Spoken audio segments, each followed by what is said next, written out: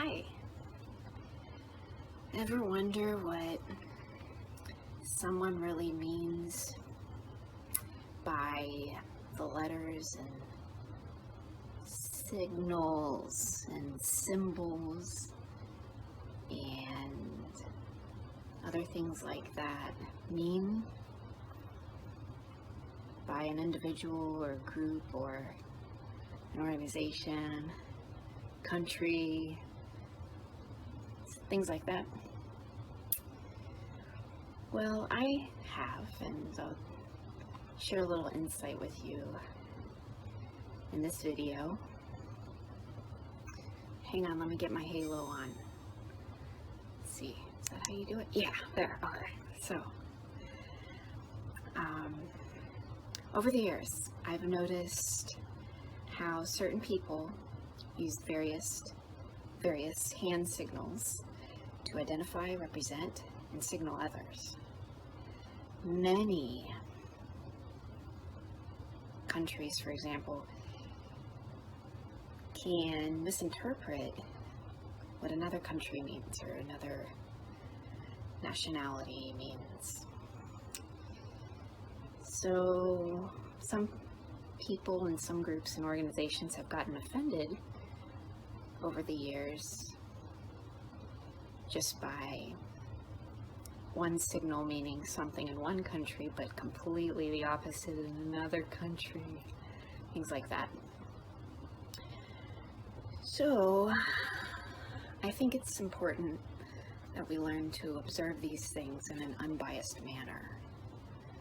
So, for example, if we see somebody do a hand signal in another country, let's not go to assumptions, assume the worst about those people, person, places, things, like nouns, because maybe they mean something different than what we're used to learning about in our own culture, nation, things like that.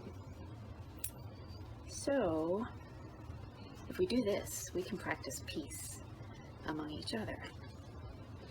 For example, what does this look like to you? Ooh. Now, if you know English, that might look like a W. Or if you turn it upside down, it looks like a M.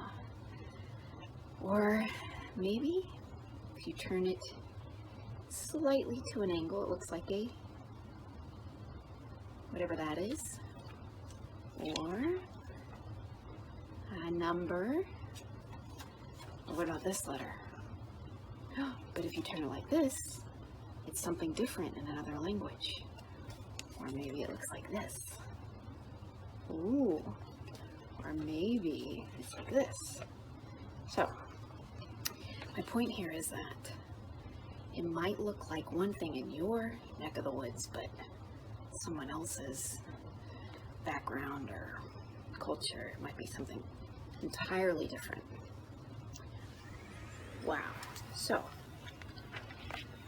our surrounding bubble might not exactly pick up on what someone else means. That's my point. So, generally, if we speak our own lingo, if we speak our own language, stuff like that, we might confound another group of people without realizing it. And that's okay. But if we do some research and not be so self-absorbed in that we miss out on what someone else is saying that may be entirely different than what our own experiences may conclude.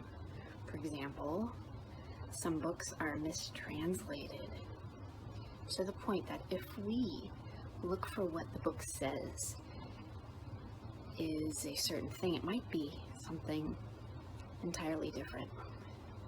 So I hope that helps clarify some big stuff out there that may not be what many are expecting or saying. So, one is disappointed or embarrassed if they get it wrong.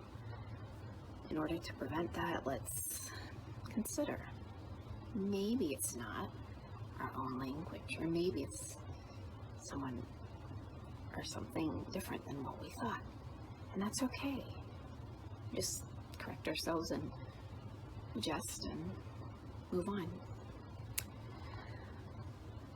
Okay, so it's good to keep a lighthearted attitude about things like this and towards each other, so we don't try to destroy one another because we misunderstood or misinterpreted or mistranslated certain things. So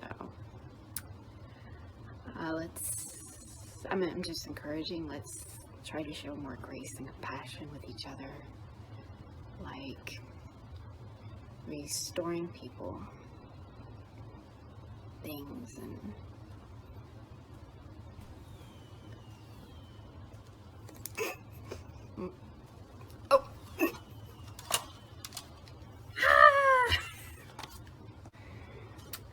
okay, sorry about that little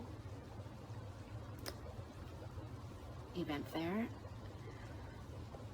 but the whole thing is like, little things can make a big difference, or big things can make a little difference.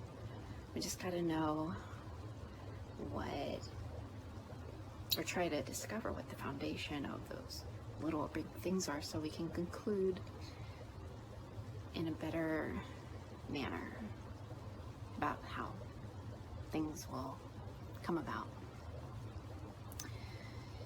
So I'm still trying to figure this halo thing out. It says I'm on air, but for some reason I don't feel like I'm floating.